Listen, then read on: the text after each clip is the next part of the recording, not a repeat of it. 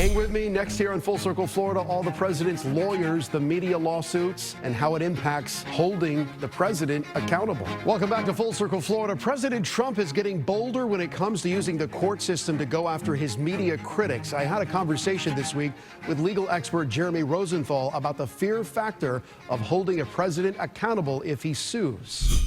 Stand by, rolling on camera one. Well, Jeremy, always great having you on for insight into the issues of our time.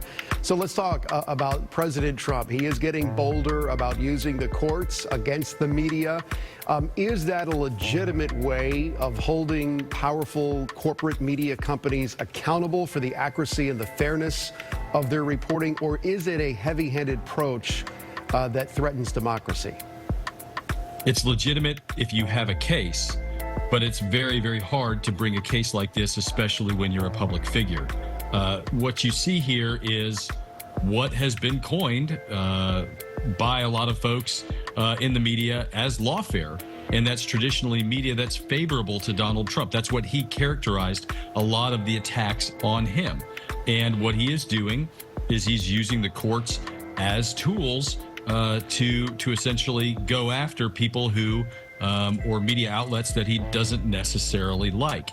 Now, when we talk about a defamation case, you have to keep in mind that you have to have a communication that is made outward to a third party, which is what the media does all day, every day. That communication, number one, has to be false. And when you're a celebrity or a public figure, it has to be done with what's called actual malice, which means that you actually have to be trying to hurt that figure, which is very, very difficult to do. And if that's not enough, you have to have what's called damages. You have to be able to show the court, well, here is the monetary figure that I am out for losing. So a lot of the lawsuits that Donald Trump has brought, one in particular against CBS in Amarillo in federal court, alleges that CBS was trying to cost him the 2024 election.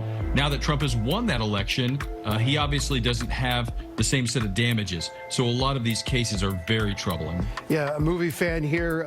If you want to look at a good journalism movie, Absence of Malice, Paul Newman, Sally Field talks about some of what you're talking about. But, no one needs to be reminded, or maybe they do, the state of the media right now in a peculiar financial state. And the question being, is President Trump leveraging his power and sort of exploiting the financial weakness right now of a media that is very much changing? Do media outlets have the money to keep battling President Trump in court? And he could also do this as a private citizen when he's out of office as well. That's right. And look, there's a saying that we talk about in law, in the legal field. Lawyers will tell you, I'll give you as much justice as you can afford. ABC News, Meta, who's recently also settled with Donald Trump, CBS, they hire lawyers. Those lawyers they're not going to be free. And that's going to be a big cost to battle this type of person. Also, when you're litigating in court, what you're looking for in a lot of instances, as you've sort of alluded to, are what you would call pressure points. A pressure point for a media organization is going to be their bottom line. It's going to be their wallet. It's going to be their checkbook. When you are asking somebody, when you're asking your lawyer, well, on the other side, what's their pressure point, right? Donald Trump has proven to be somebody who has no problems taking the Fifth Amendment for the entire deposition, and then his ratings go up, his approval goes up. So he's a person who's really not intimidated by the courtroom. He's a person that doesn't fear it because he's really been through the ringer on that side.